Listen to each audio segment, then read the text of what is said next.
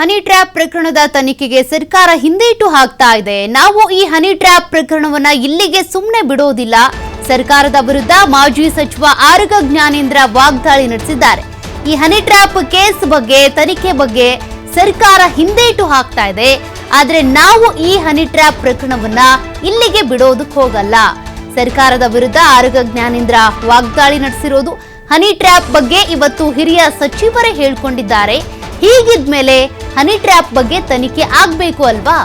ನಾವು ಸಿಬಿಐ ಅಥವಾ sitting judge ತನಿಖೆಗೆ ಆಗ್ರಹಿಸಿದ್ದೇವೆ. ನಾವು ಇದನ್ನ ಸುಮ್ಮನೆ ಬಿಡೋದಿಲ್ಲ ಅಂತ ಆರಗ ಜ್ಞಾನೇಂದ್ರ ಅವರು ಮಾತನಾಡಿದ್ದಾರೆ.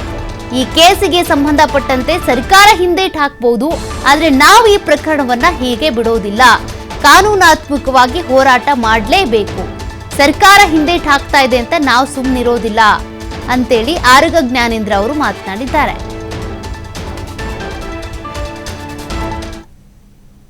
ಸದನದಲ್ಲಿ ಹನಿ ಟ್ರ್ಯಾಪ್ ವಿಚಾರ ದೊಡ್ಡ ಮಟ್ಟದಲ್ಲಿ ಸದ್ದಾಗ್ತಾ ಇದೆ. ಪ್ರತಿಪಕ್ಷಗಳು ತನಿಖೆಗೆ ಕೊಡಬೇಕು, ಸಿಬಿಐ ತನಿಖೆ ಅಥವಾ ಸಿಟ್ಟಿಂಗ್ ಜಡ್ಜ್ ನೇತೃತ್ವದಲ್ಲಿ ತನಿಖೆಗೆ ಕೊಡಬೇಕು ಅಂತೇಳಿ ಆಗ್ರಹವನ್ನು ಮಾಡ್ತಾ ಇದ್ದಾರೆ, ಹೋರಾಟವನ್ನ ಮಾಡ್ತೇವೆ ಅಂತೇಳಿ. ಇದೀಗ ನಮ್ಮ ಜೊತೆ ಮಾಜಿ ಗೃಹ ಸಚಿವರಾಗಿರುವಂತಹ ಆರಗ ಜ್ಞಾನೇಂದ್ರ ಅವರು ಇದ್ದಾರೆ. ಈ ಒಂದು ಪ್ರಕರಣ ನೈತಿಕವಾಗಿ ರಾಜಕಾರಣಿಗಳಿಗೆ ಯಾವ ರೀತಿಯಾಗಿ?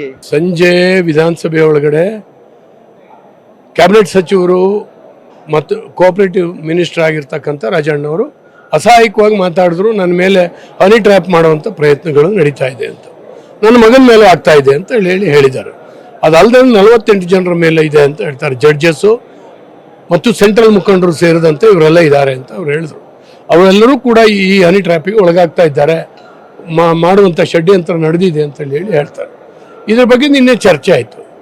ನಿನ್ನೆ ಹೋಮ್ ಮಿನಿಸ್ಟರ್ ಹೇಳಿದ್ರು, ರಾಜಣ್ಣವ್ರು ಕಂಪ್ಲೇಂಟ್ ಕೊಟ್ಟರೆ ಇವತ್ತು ನಾನು ಅದನ್ನ ವಿಚಾರಣೆಗೆ ಒಳಪಡಿಸ್ತೀವಿ ಅಂತ. ಇವತ್ತು ಅವರೇ ಹೇಳ್ತಾರೆ ರಾಜಣ್ಣವ್ರು ಇದುವರೆಗೂ ಕಂಪ್ಲೇಂಟ್ ಕೊಡಲಿಲ್ಲ ಅಂತ. ರಾಜಣ್ಣವ್ರು ತಡೆದಿದ್ದು ಯಾರು? ರಾಜಣ್ಣವ್ರು ಯಾಕೆ ಕಂಪ್ಲೇಂಟ್ ಕೊಡಲಿಲ್ಲ ಅಂದರೆ ಇವರು ಹೈಕಮಾಂಡ್ನಿಂದ ಹೇಳಿಸಿ ರಾಜಣ್ಣವ್ರನ್ನ ಆಫ್ ಮಾಡಿದಾರ ಅಥವಾ ರಾಜಣ್ಣವ್ರಿಗೆ ಏನಾದ್ರು ಭೀತಿಯ ವಾತಾವರಣ ನಿರ್ಮಾಣ ಆಗಿದೆಯಾ? ಇದು ಕೂಡ ಎನ್ಕ್ವೈರಿ ಆಗಬೇಕು.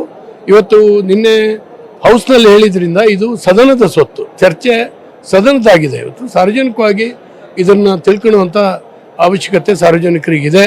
ಅದು ಕರ್ನಾಟಕ ರಾಜ್ಯದ ಜನಕ್ಕೆ ಗೊತ್ತಾಗಬೇಕು.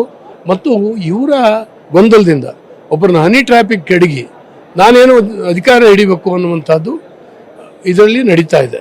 224 ಜನ ಶಾಸಕರ ಮಾನ ಮರ್ಯಾದೆ ಇವತ್ತು ರಾಜಕಾರಣಿಗಳು ಅಂತೇಳಿ ಹೇಳಿದ್ರೆ ಜನ ಏನು ಭಾಳ ಗೌರವದಿಂದ ಮಾತಾಡ್ತಾ ಇಲ್ಲ. ಇಂಥ ಸಂದರ್ಭದಲ್ಲಿ ಇಂಥ ಹಗರಣಗಳಾದರೆ ಮತ್ತು ಅವು ಬೈಲಿ ಬರದೇ ಇದ್ರೆ ಎಲ್ಲವನ್ನು ಅನುಮಾನದಿಂದ ನೋಡುವಂಥ ಒಂದು ಪರಿಸ್ಥಿತಿ ನಿರ್ಮಾಣ ಆಗಿದೆ. ತನಿಖೆಯಿಂದ ಹಿಂದೇಟ್ ಆಗ್ತಾ ಇರೋದಕ್ಕೆ ಸರ್ಕಾರ ಸರ್ ತನಿಖೆ ಮಾಡಿದ್ರೆ ಇವ್ರ ಕ್ಯಾಬಿನೆಟ್ಟಿನ ಹಗರಣಗಳು ಬಟಾ ಬಯಲಾಗ್ತವೆ ಮತ್ತು ಇವ್ರ ಪಕ್ಷ ಉಳಿಯೋದೇ ಇಲ್ಲ. ನಿಮಗೆ ಗೊತ್ತಿದೆಯಲ್ಲ, ಹಿಂದೆ ಬಹುಶಃ ವೀರಪ್ಪ ಮೊಯ್ಲಿಯವರ ಅವಧಿನಲ್ಲಿ 3ನೇ ಮಾಡಿನಲ್ಲಿ ನನ್ನ ಮೇಲೆ ಹಲ್ಲೆ ಆಯಿತು, ನನಗೆ ರಕ್ಷಣೆ ಇಲ್ಲ ಅಂತೇಳಿ ಹೇಳೋ ಮುಖ್ಯಮಂತ್ರಿ ಬಂದು ಹಿಂದೆ ಕೆಳಗಡೆ ಕೂತಿದ್ರು, ಹೌಸ್ ನಡೀತಾ ಇತ್ತು ಅವಾಗ. ಇವತ್ತು ಸೇಮ್ 2ನೇ ಸ್ಥಿತಿ ಇದು ನಿರ್ಮಾಣ ಆಗಿದೆ. ಬಹಳ ಗಂಭೀರವಾಗಿ ತಗೊಂಡ್ಬೇಕು ಸರ್. ಇವತ್ತು ಅವ್ರಿಗಾಗಿದೆ, ನಾಳೆ ಮತ್ತೊಬ್ಬರಿಗೆ ಇದೇ ರೀತಿಯಾಗಿ ಆದ್ರೆ ಹೇಗೆ? ಈಗ ಅನೇಕರಿಗೆ ಆಗಿದೆ, ಮುಂದೆಯೂ ಆಗ್ಬೋದು. ಇದಿಷ್ಟು ಆರಗ ಜ್ಞಾನೇಂದ್ರ ಅವರ ಅಭಿಪ್ರಾಯ. ಕ್ಯಾಮ್ರಾ ಪರ್ಸನ್ ರಾಮಕೃಷ್ಣ ಜೊತೆ ಶಿವಕುಮಾರ್ ಜೋಳಿ, TV5 ಬೆಂಗಳೂರು.